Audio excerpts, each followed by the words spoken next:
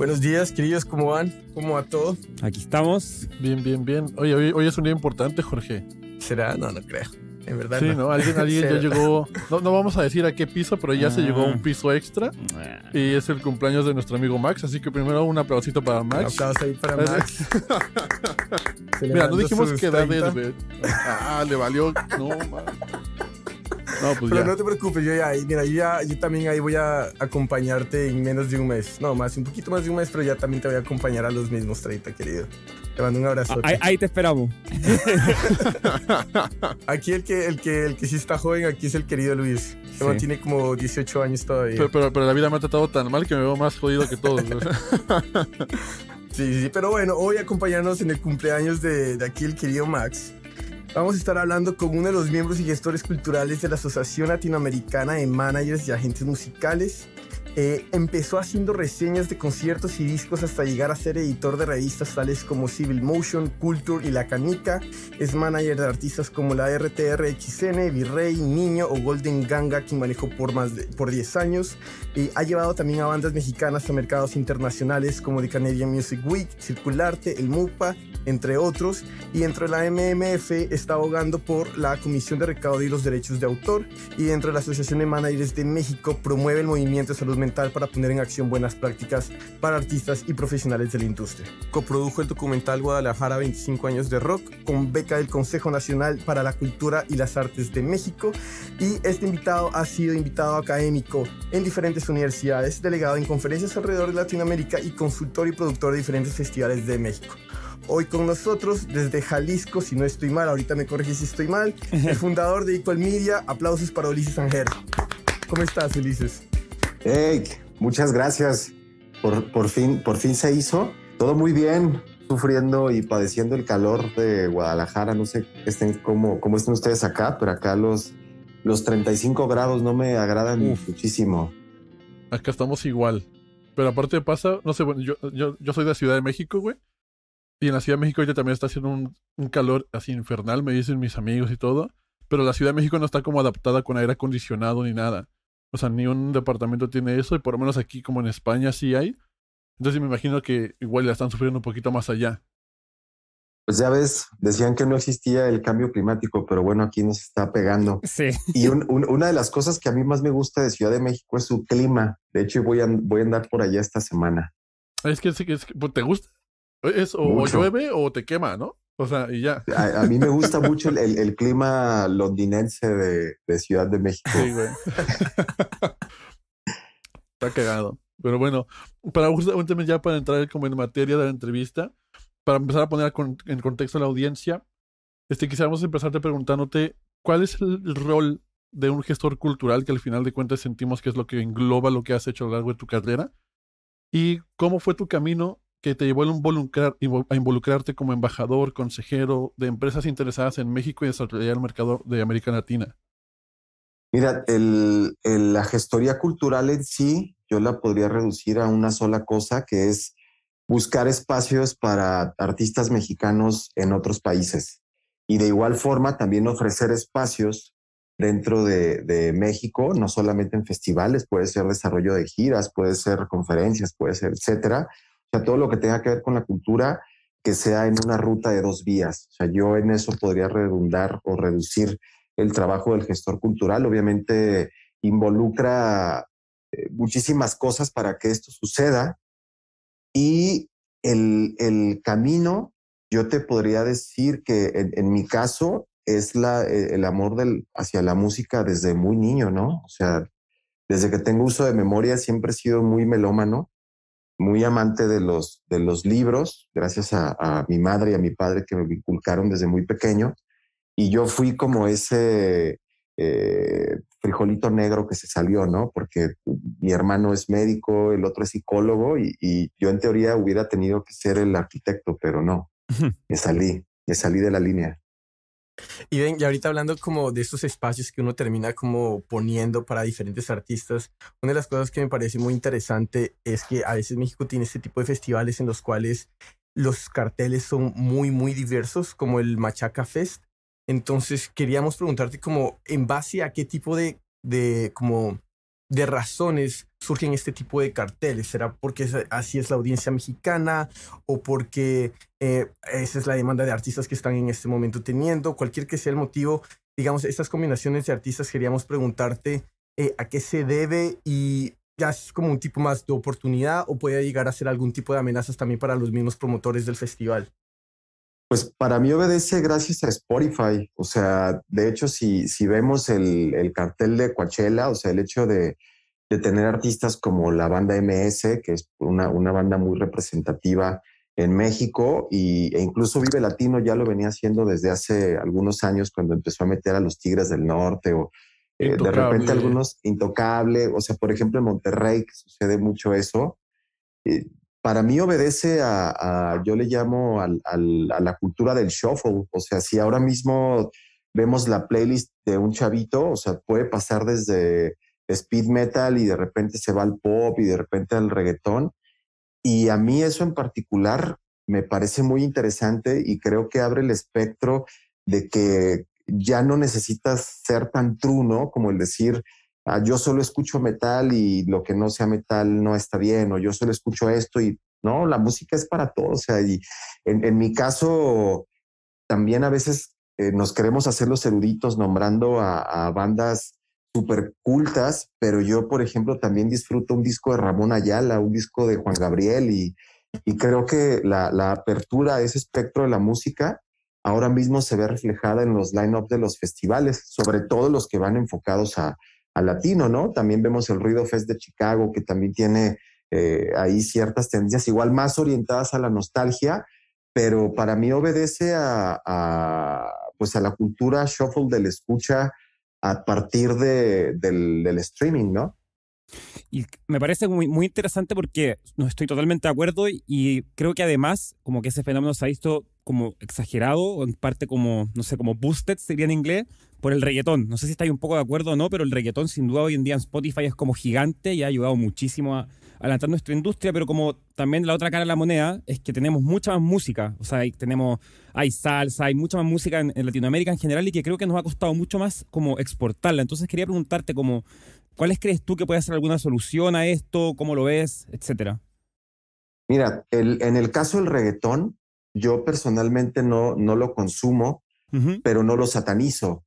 ¿Por qué? Porque también hay que reconocer que gracias al género, muchas personas de la industria voltearon hacia Latinoamérica y Claro. eso abre también una oportunidad a los artistas que no hacen reggaetón a mostrarse, ¿no? E incluso hasta poder jugar con featurings. O sea, creo que como todo tiene dos ópticas, ¿no? Ves el vaso medio lleno, medio vacío. En mi caso creo que hay que aprovechar el hype que el reggaetón, ya no puedo decir que es una moda porque ya es permanente, o sea, lleva años, lleva años, exactamente. Y además a mí me parece muy interesante que, por ejemplo, antes el artista latino buscaba el featuring con artistas anglo y ahora resulta al revés. Sí. Y eso como latino a mí me da mucho gusto. O sea, creo que tenemos que aprender los artistas independientes, los artistas que hacen otro género, tenemos que aprender a cómo es que el reggaetón logró posicionarse de esta manera, porque no solo es a través de ritmos, o sea, porque finalmente el reggaetón está hecho a base de un ritmo tribal africano que es a diferentes beats, ¿no? Sí. Pero más allá de eso, el género ha sido muy comunitario, incluso a la hora de lanzar nuevos artistas. Vemos artistas muy grandes haciendo featurings con artistas que apenas van creciendo y creo que lejos de juzgarlo, criticarlo, hay que aprender de él, ¿no? Por ejemplo, en México también yo he pensado que los verdaderos rockstars son los músicos de banda, entiéndase banda como, pues, como la banda MS, como música más folclórica, por decirlo, exacto, como regional mexicano. Pero si analizamos cómo son o cómo es el crecimiento de esas bandas, son personas que arrancan estudian muchísimo su instrumento y otra reinvierten y de repente una banda que tiene 4 años de formada ya tiene su equipo, ya tiene su PA, ya tiene un bus propio para viajar. O sea, entonces más bien hay que analizar qué no estamos haciendo nosotros para obtener esos resultados, ¿no?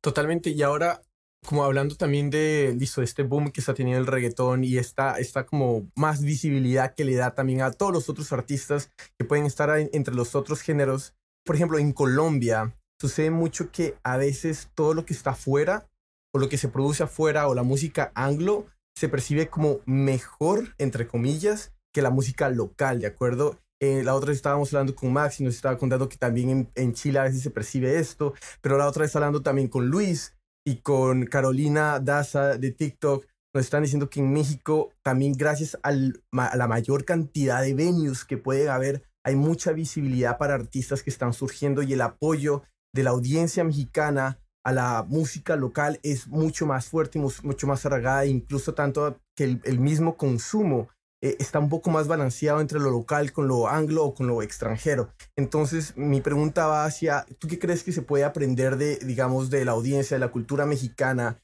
para valorar más la música local? Bueno, de entrada, yo no veo que eso suceda en todo el país. O sea, por ejemplo, voy a decir algo no en detrimento de mi país porque amo mi país, pero yo siento que a veces se tiene muy romantizado a México. O sea, es igual abrir mercado, igual de complicado abrir mercado en México que abrir mercado en Colombia o en Chile o, por ejemplo, Guadalajara, que es donde yo vivo, pues no es una ciudad que abrace mucho a la escena local. O sea, para serte honesto, pero hay una corresponsabilidad con el artista. ¿Por qué? Porque también el artista no solo tiene que dedicarse a ir y decir, mira, estoy tocando la canción exactamente igual de como la escuchaste en Spotify o en Apple o en Deezer o whatever, ¿no?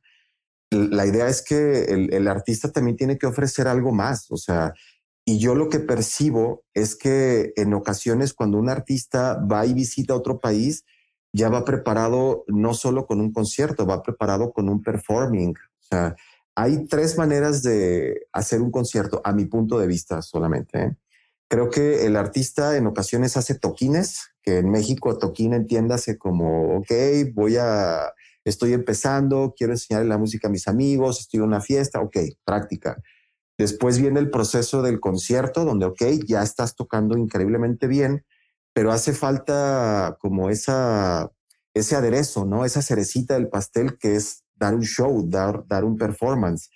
Y artísticamente debemos reconocer que son y somos entertainers. Entonces, hay que comunicar más allá de la música, hay que hacer que algo suceda, hay que darle enfoques teatrales, ¿no? Pienso que más allá de aprender de México, siento que hay que aprender de los artistas que van y te dejan algo cuando vas a verlos, ¿no?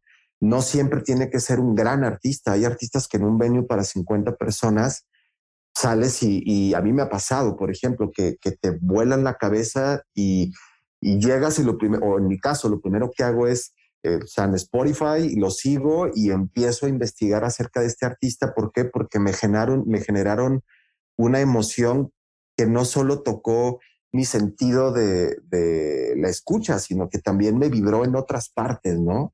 Creo que ahí es donde está la gran diferencia de esos artistas que de repente, y no, ojo, no digo que estén mal, solamente digo que hay que prepararse mejor, de esos artistas en donde de repente vamos y es ok, la música está cool, está bien esto, pero hay algo que no conecta, ¿no? A mí me pasó, por ejemplo, en este primer reciente de Colombia, desgraciadamente no recuerdo el nombre del artista, una artista española, que llegué y era solamente ella, su piano, y estaba recitando poesía, pero había un mood impresionante en el venue y todos salimos y fue de, wow, o sea, ¿qué acabamos de ver? O sea, logró meternos en su bolsillo a los 3 segundos que entramos, ¿no? Entonces, más allá de la construcción mexicana del desarrollo, es cierto que por mera estadística, pues somos 127 millones, ¿no? Entonces, creo que desde ese lado va a ser más fácil, en teoría, y la cantidad de venues, pues que puedas tener más rango o más oportunidad de irte abriendo un camino. Y además también tengo que reconocer que, y por eso me gusta mucho Ciudad de México, que el público en Ciudad de México sí suele ser más receptivo que en otros estados. O sea, en Guadalajara, te lo digo, es complicadísimo. O sea, es complicadísimo el tema de como artista local estar trabajando con tu mismo público, el de tu misma ciudad. Es muy complicado. Pero vas a Ciudad de México y ojo, también hay que ser exigentes en el público, pero las bandas llegan y si se deshacen en un escenario, creo que el público en Ciudad de México es maravilloso y es muchísimo más abierto a escuchar nuevas cosas, ¿no? Cada ciudad tiene sus características, Guadalajara también tiene sus virtudes, Monterrey tiene sus virtudes, hacer provincia, como le llamamos, a mí me gusta mucho hacer giras con artistas internacionales, yo les llamo hacer calle, que es ir a recorrer pequeñas provincias, hacer venues de 50 personas, dar espectáculos increíbles. Si a tu venue llegan 10 personas y tú haces el mejor show, la próxima vez que regreses va a haber 20 y se van a ir multiplicando, ¿no? O sea, yo creo que hay que rediseñar el tema de cómo abrir un país. O sea, en mi caso creo que los festivales están bien, no sé si me estoy desviando de la pregunta, pero creo que el hecho de querer llegar a un país y tener 20 festivales en tu agenda y tener 2 venues pequeños, para mí es un gran error. Yo en mi caso haría 2 festivales y tendría 20 venues pequeños porque ahí es donde se da el real fan engagement. A mí me parece súper interesante porque yo cuando estaba en México, estuve como de gira por todo el país y sí como que era muy diferente siempre cuando iba ya sea como artista o como tour manager ahí como con el artista a la Ciudad de México, el venue se llenaba y me acuerdo que fui a Guadalajara 2, 3 veces con una banda que me llenó como 500 personas en el Gato Calavera, que ya no existe lamentablemente, en el Multiforo Alicia. Y era a las pizzas El Perro Negro ahí en Guadalajara, no me acuerdo el nombre del venue. Y Perro Negro, sí, así se llama. Exacto, así que le cabían, no sé, o sea, 100 personas a lo mucho como apretaditas.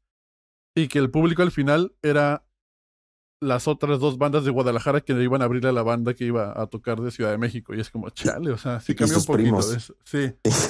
Y el bartender, ¿no? Porque pues se quedó y le están pagando al güey para que esté. Sí, Guadalajara es complicada, sí, totalmente de acuerdo contigo. Pero qué interesante eso, como de esa diferencia tan grande, como en mismo México, como están contando ustedes. Nosotros, yo creo que yo y Jorge no tenemos ese como insight de la industria, pero ustedes sí lo tienen, y creo que justamente ahí viene como el trabajo también de alguien que ha trabajado mucho en la industria, y tú, Lisa, has tenido experiencia como manager, llevando bandas, también decías recién, querer entrar a un país y tener 20 festivales en vez de 2 venues, me parece un error. O sea, como que todos esos pequeños insights, te quería como empezar a preguntar un poco de eso, ya que, como dije recién, has tenido una gran trayectoria de manager y estás también trabajando con la MMF. Entonces, nada, quería saber como un poco cómo has visto tú que ha evolucionado esa parte de la industria del management en el tiempo, cómo la ves a futuro, si nos puedes comentar un poco de eso. ¿Qué skills eran más valoradas antes quizás y ahora no? Ese tipo de cosas. Pues mira, creo que de entrada, y Diego, y en la MMF se promueve mucho, finalmente es una asociación que obviamente vemos en pro de los artistas, vemos en pro de generar buenas alianzas, en pro de generar buenas prácticas, pero también estamos en pro de profesionalizar, valga la redundancia, el trabajo del manager, ¿no? Porque creo que el manager old school que se dedicaba a complicar las cosas en vez de facilitarlas, ya no funciona en la industria actual. Creo que el manager actual tiene que ser un facilitador absoluto, en donde te vuelves aliado del promotor. ¿Para qué?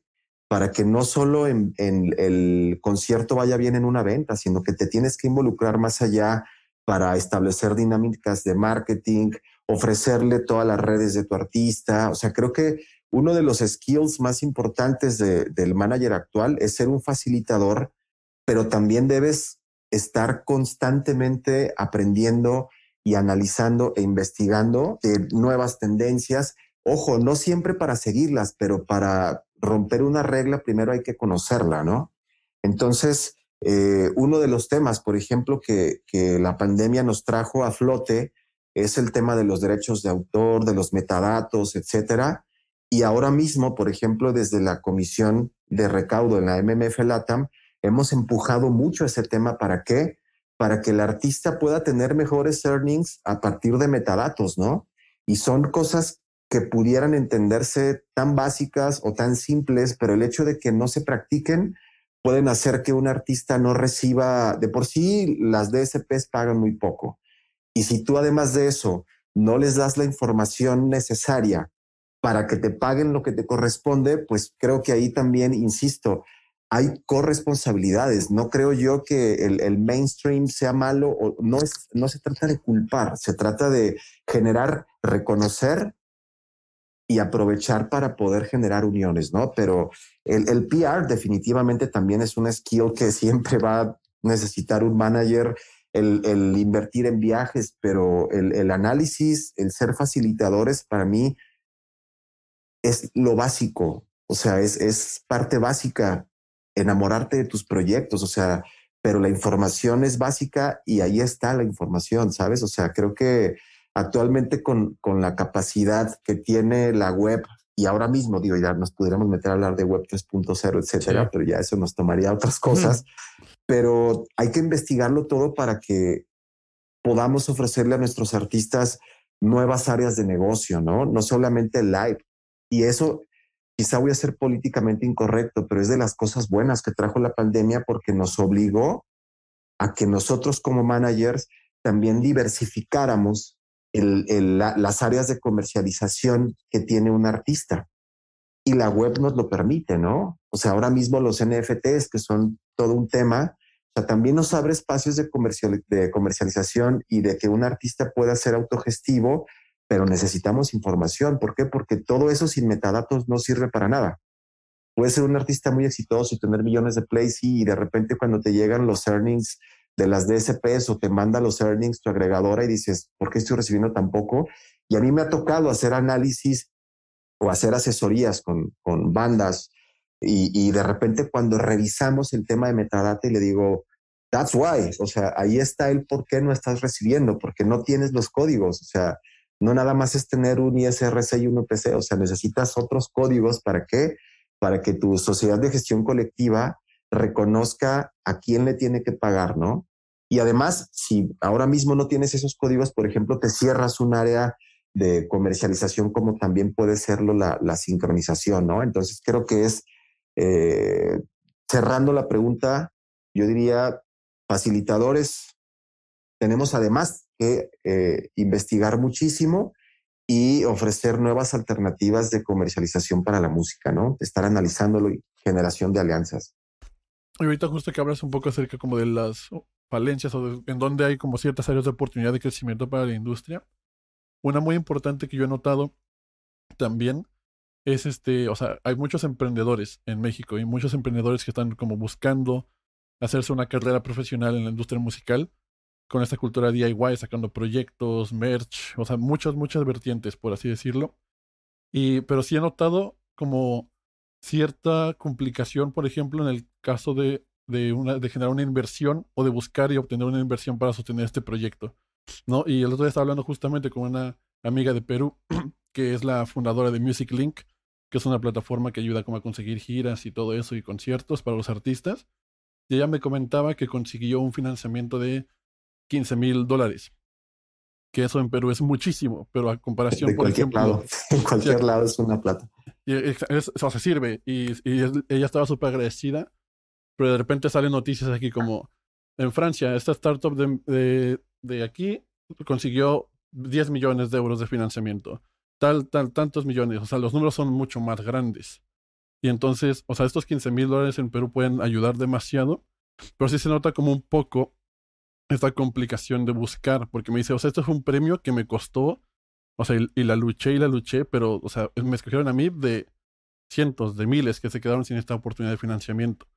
Y tú has tenido la oportunidad justamente de obtener como este tipo de apoyos, por ejemplo, para el desarrollo del documental, del rock en Guadalajara y todo este tipo de cosas. Entonces te quería preguntar qué alternativas le recomendarías a un emprendedor para poder seguir desarrollando su proyecto de manera autogestiva y al mismo tiempo, ¿qué recomendarías para que eventualmente estos emprendedores puedan conseguir financiamiento, tanto público o privado, para los proyectos mismos? A ver, ojo, por ejemplo, lo que mencionas en cuestión de la disparidad de apoyos que obviamente puede tener un proyecto cultural, ni siquiera en Francia, en Canadá, ¿no? O sea, si vamos a las políticas públicas, que tiene la SODEC, en donde literalmente apoyan al financiamiento de una gira de un artista si comprueba que tiene 5 fechas en otro país. Y sí, digo, ahí hay cuestiones donde ya entraríamos a temas de políticas públicas a temas donde se habla desgraciadamente de primer y tercer mundo, que hay que reconocerlo. O sea, creo que uno de los temas en los que también tenemos que ser muy precisos es reconocer nuestro contexto para en base a eso poder aprovecharlo. O sea, porque si no viviremos eternamente amargados, ¿no? Es decir, ¿por qué no tengo yo los apoyos que tiene Inglaterra? Bueno, pues ahí te diría vete al Congreso y trata de modificar políticas públicas y la corresponsabilidad del ciudadano de no pagar impuestos, o por ejemplo también el tema de la no formalidad del artista, pues hay que decirlo. ¿Por qué? Porque para acceder, por ejemplo, el hecho de que yo he tenido la oportunidad de acceder a ciertos beneficios públicos y privados, es porque a su vez también todo lo que manejo es fiscalizable. O sea, hay que ser fiscalmente responsable. ¿Por qué? Porque si vas a recibir un apoyo público, evidentemente estos o sea, en algún momento van a ser son auditables. Entonces, en algún momento tú tienes que entregar una factura, pero ¿qué pasa si el artista no quiere darse de alta en Hacienda, por ejemplo, ¿no? Pues de entrada todos le tenemos miedo al SAT, que es el sistema de administración tributaria en México, que es quien nos audita, nos fiscaliza, etcétera. Pues claro que le tenemos miedo, pero el punto es que si no estamos nosotros o no estamos preparados para poder ofrecer una factura, pues de entrada ya no puedes acceder a fondos públicos ni privados. O sea, existen mecanismos, sí, que existen menos también, pero tú mismo lo comentas ahora, ¿no? O sea, esta amiga tuya que pudo acceder a estos $15,000 de fondeo es pues porque me imagino que su proyecto fue mucho mejor que el del de los demás. O sea, y eso ¿en qué nos compete? A que nosotros también tenemos que estar impulsando al artista, no solo a que sea fiscalmente responsable, porque la realidad es que de repente cuando me toca dar algunas charlas o algunas asesorías, workshops, etcétera, de repente les pregunto cuántos de ustedes están dados de alta en el SAT y no se levanta ninguna mano. Y digo, pues es que si ni tú mismo crees en tu proyecto como una empresa para darle esa estructura, ¿cómo es que alguien de fuera va a creer o tiene que creer en tu proyecto, ¿no? O sea, el trabajo empieza en casa. Obviamente hay diferentes procesos. Es como si un artista busca manager al mes de formado, yo le voy a decir, no, no lo necesitas. O probablemente en este momento no necesitas tener una estructura empresarial, pero conforme vas avanzando y vas con la visión de poder crecer y de entender la música como una industria, pues también la industria tiene sus obligaciones, ¿no?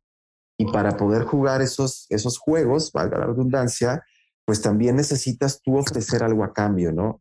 Creo que ese es un tema bien importante, no solo en el tema de los artistas, sino en cualquier relación profesional o empresarial que tengamos, es que uno no solo tiene que llegar a pedir, uno tiene que ofrecer. O sea, las rutas son de dos vías y no nada más es, oye, tengo un proyecto increíble, dame dinero.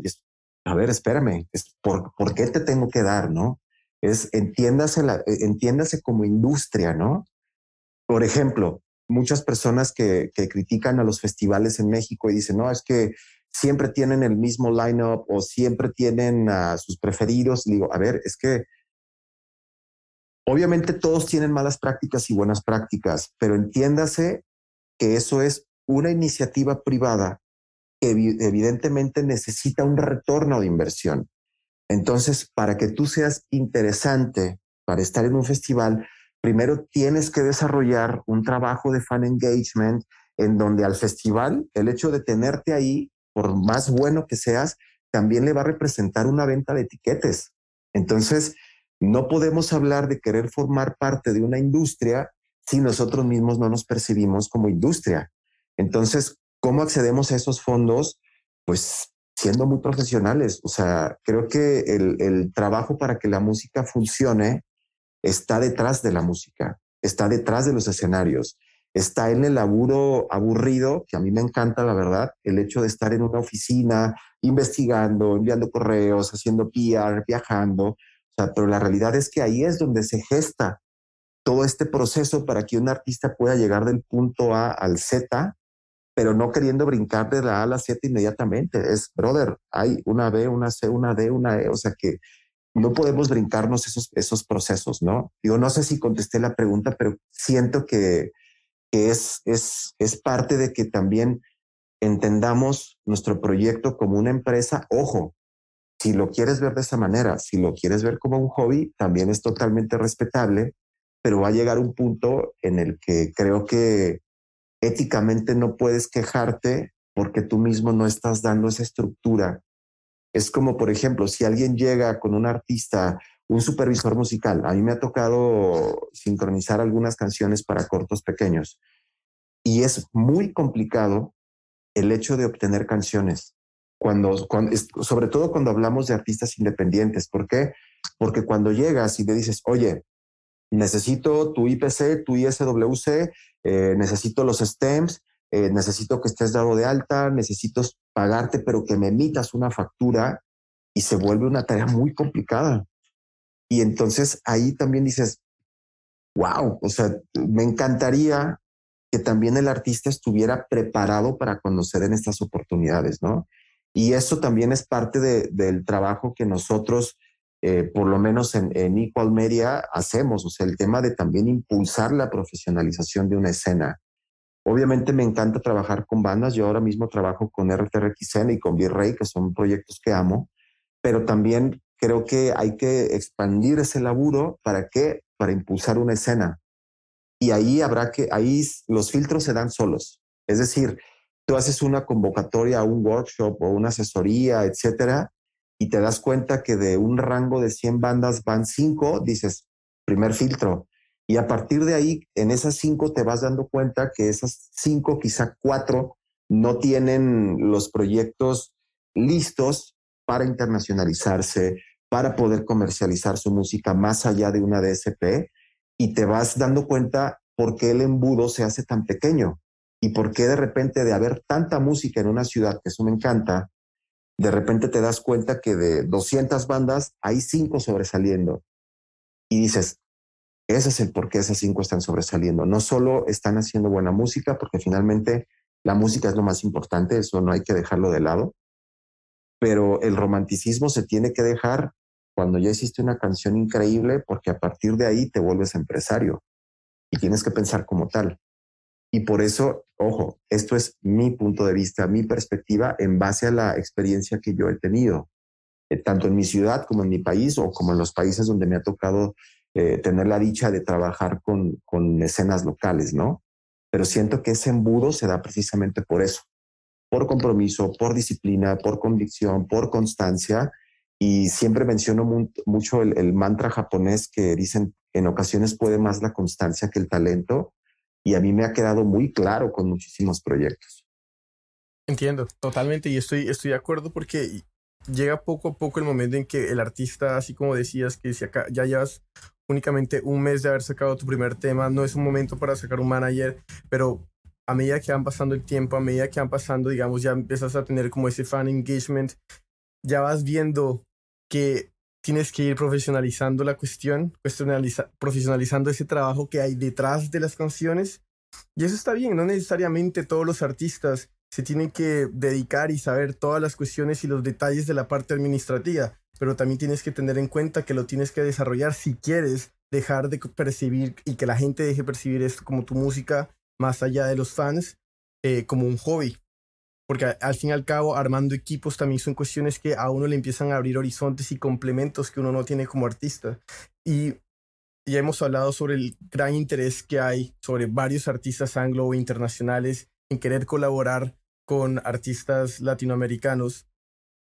También ha empezado ya empresas que empiezan a establecer oficinas en Latinoamérica, como vimos ahorita ya el BIME que acaba de hacer su primera edición en Bogotá, TuneCore que empiezan a abrir oficinas en México. Entonces empiezan a apostarle ya a la audiencia, empiezan ya a apostarle como al territorio como tal. Entonces quería como preguntarte las competencias o cuáles son las consideraciones las empresas y las nuevas empresas tienen que tener en cuenta para sobresalir en el mercado latinoamericano. Mira, creo que una de los puntos que nos juegan a favor a los latinos es como ese retraso tecnológico que tenemos con otros países, ¿no? O sea, de repente hablar de velocidad o banda ancha, por ejemplo, en México, no es lo mismo que en otras ciudades, ¿no? Entonces, eso abre un área de oportunidad también a las empresas porque somos constantemente un mercado en desarrollo. Y además, entiéndase que también somos hiperconsumistas. También hay que reconocerlo, que el hecho de estar de vecinos de Estados Unidos nos ha exportado no solo música, no solo todo, sino un mindset total en donde somos hiperconsumistas. Entonces, ¿por qué somos tan relevantes para esos mercados? ¿Por qué? Porque el mercado latino suele ser muy leal a sus marcas. El mercado latino suele ser muy leal a sus bandas. Por eso es cuando de repente termina la temporada de festivales en Estados Unidos en septiembre, octubre, y todas esas bandas bajan a Latinoamérica. ¿Por qué? Porque saben que van a tener sold outs. O el simple hecho de que OTTs como Netflix, HBO, perdón los comerciales, pero estén ofreciendo tanto contenido hacia Latinoamérica y contenido hecho in situ, o que abran, insisto, las oficinas, como bien lo mencionas, en México o en Miami o en Colombia o en Brasil, es porque el mercado de área de oportunidad en Latinoamérica siempre va a ser muy grande por el simple hecho de que hay una diferencia de 4 a 5 años de lo que pasa en otros mercados. O sea, queremos saber qué va a pasar acá. Analicemos el mercado europeo, analicemos el mercado japonés, por ejemplo, analicemos el mercado de Estados Unidos, porque sabemos que esos trendings, por más que exista la globalización, pero nos van a llegar un poquito después. Entonces eso abre un área de oportunidad para empresas, para bandas y para cualquier tipo de emprendedor que quiera hacer algo en Latinoamérica, ¿no? Entonces, para mí, Latinoamérica es uno de los mercados más interesantes a nivel mundial para desarrollar, una, por la cantidad de personas que somos, también de entrada, y otra, por el consumismo que tenemos, también hay que reconocerlo, y otra también por la lealtad del latino hacia sus marcas. Entiéndase marca como banda, como ropa, como películas, etcétera. O sea, por eso ves de repente a grandes producciones haciendo premiers en Ciudad de México. ¿Por qué? Porque saben que el income de la taquilla que representa en México es enorme. Insisto, no solo por población, sino por esa característica que tenemos los latinos de abrazar a esos proyectos, ¿no? Y sí, estoy completamente de acuerdo de que, o sea, somos un mercado que siempre estamos en búsqueda de nuevas cosas, lo descubrimos, nos enamoramos, lo consumimos a más no poder y somos, o sea, súper, súper, súper leales. O sea, con bandas extranjeras o bandas locales, Panteón Rococó siempre va a llenar. O sea, siempre va a llenar un Foro Sol. O sea, a mí me sorprendió verlo, justo. 3 Foro Sol en 3 días. Se pasaron de lanza esos güeyes. Pero la hicieron.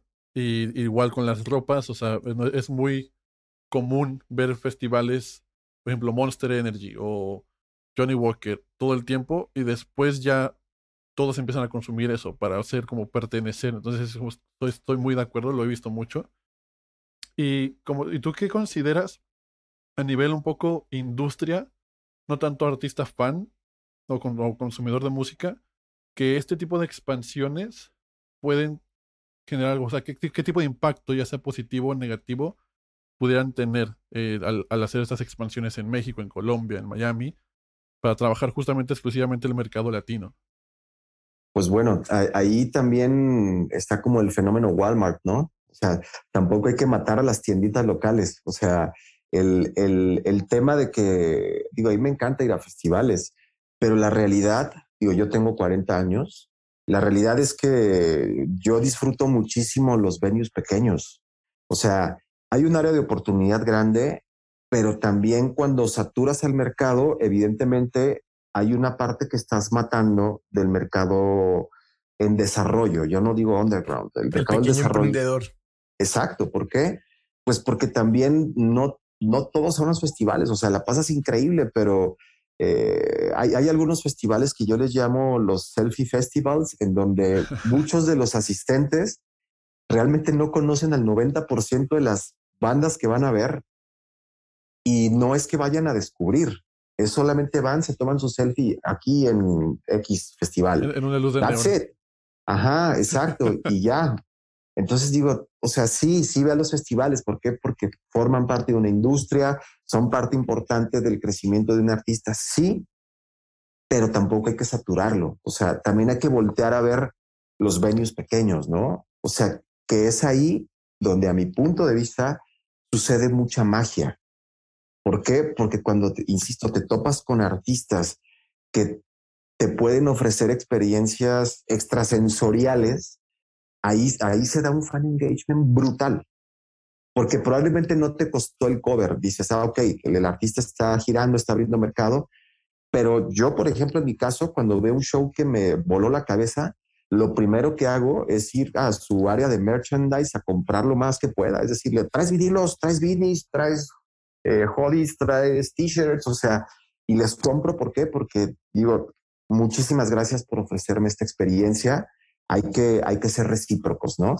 Entonces, qué bueno que exista toda esta área en expansión de oportunidad, pero nosotros como consumidores y también como parte de la industria no tenemos que dejar de voltear a ver a todos y toda esa comunidad que se está gestando, porque hay que apoyarla.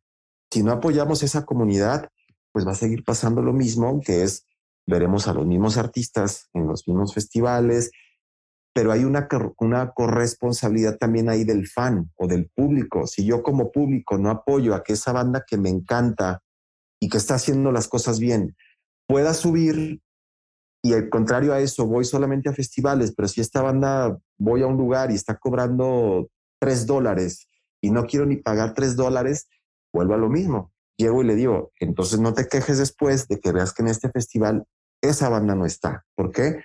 Porque la economía de la música y de la cultura es colaborativa y es circular y es revolvente. Entonces tenemos que hacer que la economía de la música sea así, no solamente un medio círculo. Si estamos yendo solamente a festivales, estamos haciendo esto, un rebote de dinero entre estas dos partes, pero la parte de abajo, que también va a impulsar a la de arriba, necesita este impulso. ¿Para qué? Digo, perdón, si a los que nada más nos están escuchando, estoy haciendo un círculo con las manos y un medio círculo. Ahí se lo imaginan los güeyes. Me refiero a que para que eso sea o se impulse de una manera circular, necesitas generar economía en todos los puntos de este círculo. Tremendo, Totalmente de acuerdo, totalmente de acuerdo. Y una de las cosas que ahí se me ocurren es, volviendo otra vez al círculo de que estábamos hablando en un principio, que apoyando lo local, no, o sea, está bien que a uno le gusten las bandas extranjeras, está bien, no tiene absolutamente nada de malo. Pero es, por ejemplo, la otra vez yo me acuerdo que cuando estuve en Bogotá hace poquito, al fin y al cabo uno vuelve también al país de uno y a mí me gusta ir y comprar ropa, digamos, de marcas colombianas. Sí, o sea, ¿por qué le voy a querer seguir dando a las mismas marcas que son así ya grandotas, que le hemos estado dando varo desde chiquitos? No, o sea, está bien redistribuir también esa como dinero que voy a gastar en otros tipos de puntos, porque al fin y al cabo son esos pequeños locales que necesitan ese tipo de apoyos, por lo bien que dices en este momento, que es, o si no, vamos a seguir viendo los mismos artistas año tras año, porque son los únicos que al fin y al cabo que están teniendo ese tipo de apoyo. Pero si empezamos a apoyar desde bien chiquitos a artistas que están emergiendo y, como bien dices, están poniéndose las pilas y haciendo las vainas bien hechas, o sea, ¿por qué no, marico? O sea, a esos hay que decir como, hey, ven, pum, merch, pum, lo otro. Y estar pendientes que, digamos, a veces sacan como pequeñas cuestiones en línea que también uno puede aportar, y por eso sale toda, digamos, la cultura del tipping en Twitch, por ejemplo. Entonces, eso es muy importante, uno tener esa pequeña responsabilidad, o no responsabilidad, sino como awareness, como fan, que uno, que tu apoyo va a ser una gran diferencia, gran diferencia. Sí, esos $5 que vas a invertir en una banda pequeña representan muchísimo más que los 50 que vas a invertir en una marca grande. Claro. O sea, marcan una diferencia increíble. Y además también, como bien lo mencionas, creo que el DIY, como bien lo mencionaste, y las marcas locales ya no es que estén haciendo cosas mal hechas. O sea, hay cosas increíbles con diseñadores locales, hay cosas increíbles con bandas locales que realmente dices, wow, o sea, ¿dónde estabas que no te había escuchado, no? Totalmente. Y eso hay que agradecerlo, y la manera de agradecerlo, pues no nada más es ve y apláudele, Sí. ¿no? O sea, también tenemos que entender que el artista también es un trabajador, y que el arte también, entiéndase, o en este punto hablando de la música da trabajo a muchísimas personas. Una banda per se puede darle trabajo a muchísimas personas durante N cantidad de tiempo. Entonces también estamos hablando de fuentes de empleo, estamos hablando de generación de economía, y si nos vamos más allá, por ejemplo, el tema del turismo musical que se da por los traslados, en donde no solo apoyas con un tiquete, sino que estás yendo. Yo, por ejemplo, cuando lo hago, yo procuro no ir o no llegar a grandes cadenas de hoteles. A mí me gusta llegar a hoteles chiquititos en donde hay experiencias increíbles, consumir no en estas grandes empresas, sino llegar y buscar como esas comidas típicas locales, porque dices, o sea, hay que hacer que esto genere una derrama económica directa en las personas que trabajan en la ciudad. Porque para mí es muy ridículo, y ojo, respeto a quien no lo hace así, que si yo voy, por ejemplo, a Colombia y lo primero que busco es un McDonald's para irme a comer, es como, ¿qué rayos estoy haciendo, no? O sea, mejor voy y consumo y busco, pregunto, oye, ¿qué me recomiendas aquí para probar comida típica? Ah, perfecto, voy a ese lugar. Oye, estoy buscando un lugar donde encontrar música local. Ah, ve a este lugar. Y voy y compro vinilos, o voy y compro libros. Y creo que de esa manera es como realmente se genera un impacto en la economía del lugar hacia el que vas. Hay que ser también gastador responsable, ¿sabes? O sea, y cuando logramos entender esa parte, creo que generas mejores experiencias y obtienes mejores experiencias porque, digo, pongo el ejemplo de McDonald's porque fue lo primero que se me ocurrió. Yo ni siquiera como carne, pero la experiencia de un McDonald's en Guadalajara va a ser la misma experiencia de un McDonald's en Nueva York. Pero si vas a un lugar de comida típica en Guadalajara a uno en Bogotá, va a ser brutalmente distinto. Desde la música que vas a llegar a escuchar, desde el Los trato. olores, claro. Sí, Todo, exacto. O todo. sea, es multisensorial, porque incluso hasta el trato de las personas que están atendiéndote es brutalmente distinto, pero siempre es muy caliente. O sea, en Latinoamérica somos como muy, eso me encanta. O sea, que llegas a cualquier lugar y te sientes como si estuvieras en casa, y digo, esto es real.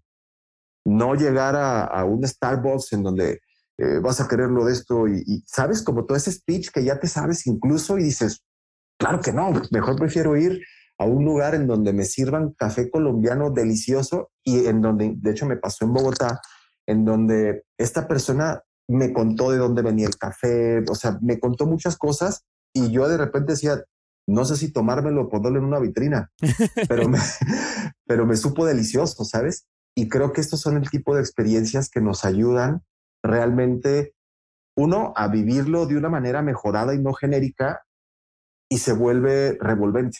¿Por qué? Porque yo estoy inyectando, pero a su vez ellos me están inyectando algo que yo cuando regrese a Guadalajara voy a platicar con mi esposa y voy a decir, ¿qué crees? Fui esto. Y aparte, por ejemplo, le digo, oye, hay que ir a Bogotá, pero hay que ir a este lugar porque ya Claro, fui y uno está de vuelve. puta madre. Y, ¿sabes? O sea, entonces creo que es, tenemos que procurar las experiencias no genéricas como consumidores. Y aparte, a ese tipo de café sí le tomas la foto y la subes, no subes un Starbucks, ¿no? Claro, o sea, Hasta así te genera más engagement, la neta. Exacto, es como tomarle una foto a esta taza que es de Talavera, que está Simón. pintada por artesanos en Tonalá, a subir un vaso de un Starbucks que tiene mi nombre y todo mal hecho. O sea, Simón, sí. yo digo, no, gracias. O sea, no que sea anticadenas, pero realmente no voy a esos lugares. Claro. O sea, procuré otro lugar en donde aparte me dan un vaso de cartón reciclado, y no es porque sea trendy o porque quiero hacer greenwashing, pues es porque, o sea, en Guadalajara yo estoy viendo 36 grados cuando hace 10 años el clima aquí era maravilloso, Digo, güey, o sea, por muchísimos lados ganas. ¿Por qué? Porque estás ayudando a la economía local, estás apoyando a alguien que no está jodiendo el planeta y aparte vas a tener una experiencia de sabor brutalmente distinta a estos lugares genéricos, porque uno tiene experiencias genéricas. Es como ver películas de Marvel, o sea, dices, güey, ya sé lo que va a pasar, ya sé, ya no me voy a sorprender de nada, solamente voy a ver un montón de producción, algo carísimo, hacer, wow, así, qué bonito, pero qué chingón es cuando llegas y ves a un director Nobel y dices, wow, o sea, y te hace un mind blowing, ¿no? O sea, creo que en lo particular yo busco más ese tipo de experiencias que algo en donde ya sé qué va a pasar, porque es extremadamente predecible. Incluso hasta la experiencia en un festival es predecible. Y ojo, me gustan los festivales. No voy a tantos porque también de repente prefiero estar en mi casa, pero también son experiencias predecibles, ¿sabes? O sea, por más happenings que existan, pero esa experiencia que vivo en el festival, ok, la disfruto, genérica, pero lo que yo vivo con un artista, por ejemplo, me pasó con Random Recipe, hace 5 años fui a un mercado musical que me invitaron como delegado en Canadá, que se llama la FME, y viví una de las experiencias más mágicas que he vivido en toda mi fucking vida, perdón por el francés, pero en donde llego a una iglesia, en un lugar paradisíaco, además, que parecía que estaba en un cuento de Hans Christian Andersen. Llego a una iglesia y de repente estaba Patrick Watson con Carqua. Yo no conocía Carqua. Y entonces en la iglesia empiezan a tocar Carqua, Turning to the Light, de Patrick Watson. Y con una experiencia, man, o sea, yo a los 3 minutos estaba llorando. Y literal, o sea, estaba llorando porque la experiencia que estaba viendo era brutal. Y dije, güey, esto no lo viviría en un Coachella. Esto no lo viviría en un Austin City Limits. Quizá en un South by Southwest sí, pero esto que estoy viviendo en este momento se quedó en mi mente y en mi corazón para toda la vida. Y ese es el tipo de experiencias, lo he repetido como 50 veces esa palabra, pero que nosotros como consumidores buscamos, ¿no? También creo que como consumidores hay que ser responsables. Total. Sí hay que escuchar. Obviamente hay bandas que ya nos encantan, que ya decimos, wow, pero también el hecho de no perder esa capacidad de asombro es lo que nos diferencia de repente ser niños eternos o de repente convertirnos ya en personas muy cuadradas. Respeto a las personas cuadradas, pero en mi caso no me gusta que suceda todo tan predecible, ¿no? Totalmente, y creo que, o sea, encuentro muy, muy rico que en el que uno puede, o sea, la conversación la llevamos desde la industria musical a algo extrapolable totalmente, que son las experiencias como en un restaurante, y creo que es como algo muy también de la música, en el fondo, como que es una industria que se tiene que hacer, como dices tú, circular y que beneficia a quienes tiene que beneficiar en el fondo. Y para ir cerrando, quería de hecho traer una cita que tú escribiste para Mentoría Musical en diciembre del 2020, que creo que refleja muy bien todo lo que hemos hablado a lo largo del capítulo, y te la leo, que es: la cultura del copy-paste está a la orden del día. No hay una investigación de fondo. Pareciera que no se toma en cuenta una de las máximas de la opinión, que es darnos cuenta que toda situación tiene dos caras, dos veces, dos puntos de vista. No todo se centra en blanco y negro, la escala de grises tiene una razón de ser. Entonces quería preguntarte, creo que es una quote que la escribiste tú y que la hemos estado como decir, bordeando a lo largo del capítulo, todo el rato. Pero quería preguntarte ahora, como ya para ir cerrando, ¿dónde crees tú que resuena con más fuerza esta quote en la industria musical de hoy en día? Wow, yo creo que en todos lados. O sea, siéndote honesto, en todos lados. Sí, obvio. ¿Por qué? Respetando mucho el reggaetón, insisto, pero a mí me ha pasado, no sé si a ustedes o alguno de su audiencia, en el que de repente digo, ok, vamos a dar una oportunidad a este disco de reggaetón. O pongo una playlist de reggaetón y nunca me doy cuenta cuando cambió el artista. O sea, de repente es todo tan igual, copy-paste, en donde es así, es así. Entiendo que la cultura de masas es y se trabaja para que funcione de esta manera. Lo entiendo perfectamente. E incluso en ocasiones uno tiene que jugar ese juego, ¿no? Pero también y siento que ahí de repente el manager o el artista o el promotor o la empresa procuran irse a caminos muy seguros, es decir, copy-paste. ¿Por qué? Porque hacen su benchmarking y dicen, esto funciona, entonces vamos acá.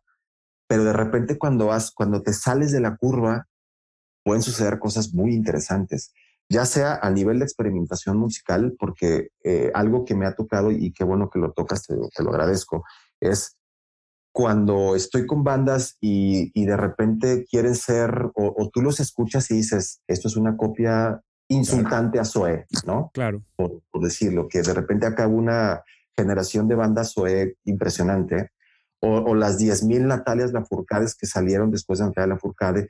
Insisto, respeto las carreras, pero digo, salte un poquito, o sea, no te vayas al blanco y negro, métele gris, o sea, esos matices y esas difuminaciones del color es lo que hacen que el público te reciba como honesto. Y creo que algo que nos ha enseñado la música últimamente es que los artistas que son honestos funcionan. Ejemplo, Billie Eilish, ¿no? O sea, Billie Eilish es una artista que ya, es una artista tremendamente enorme. Pero si yo algo respeto mucho de esta artista es la honestidad al escribir.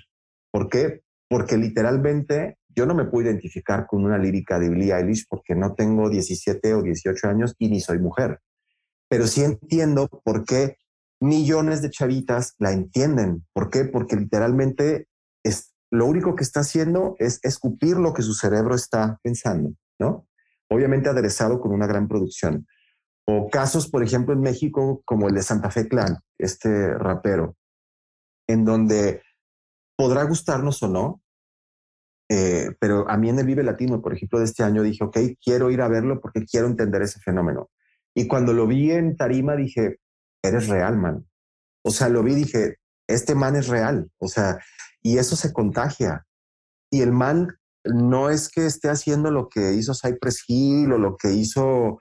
no, o sea, el man llegó, se plantó y dijo, voy a hacer esto.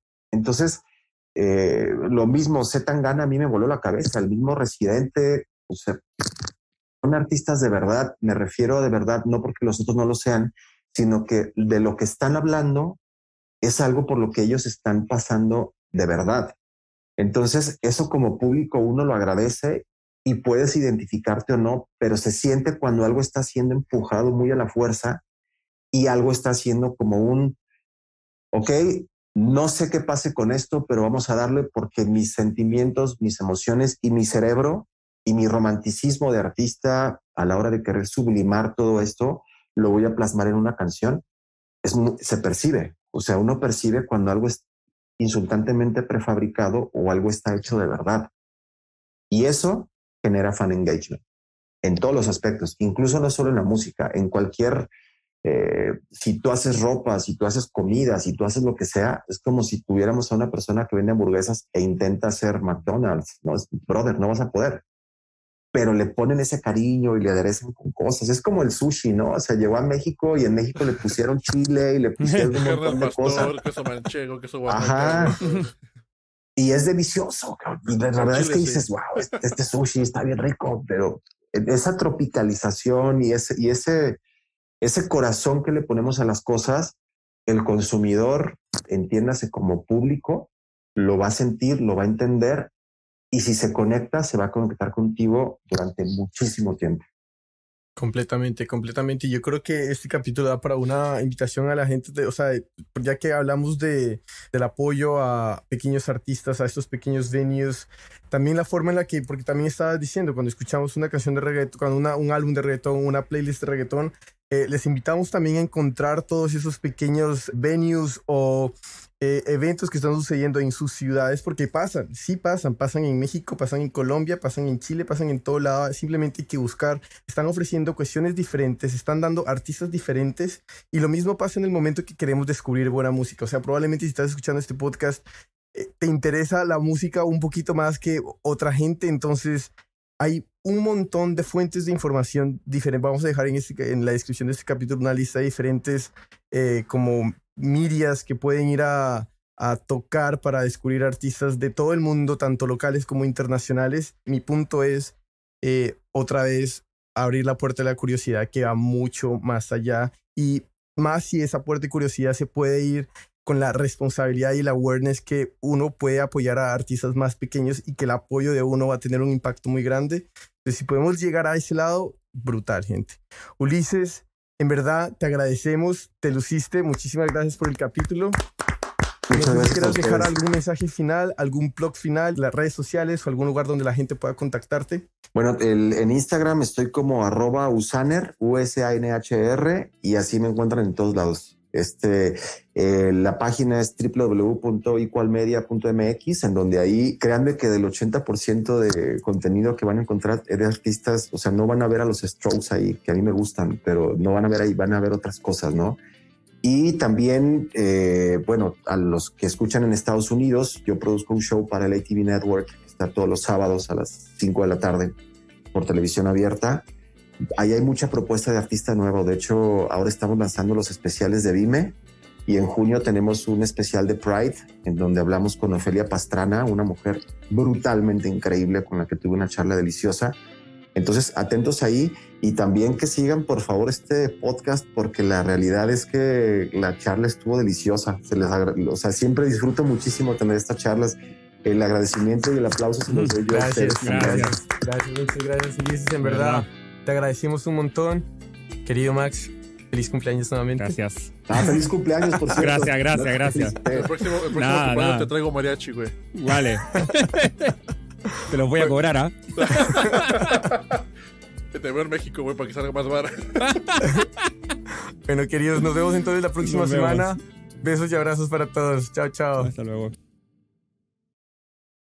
Hey, si ya llegaste hasta acá, muchas gracias por escucharnos. No te olvides de seguirnos en Spotify, Apple Music, Pandora o la plataforma digital que sea de tu preferencia. Si te gustó el capítulo, si te gusta el podcast, no olvides recomendarnos a tu grupo de amigos, colegas. Esa es la mejor manera y la manera más orgánica de que sigamos creciendo esta comunidad. También nos puedes encontrar en Instagram, Facebook, YouTube como 8000 kilómetros podcast, y cualquier comentario, duda, sugerencia para mejorar el podcast es más que bienvenida.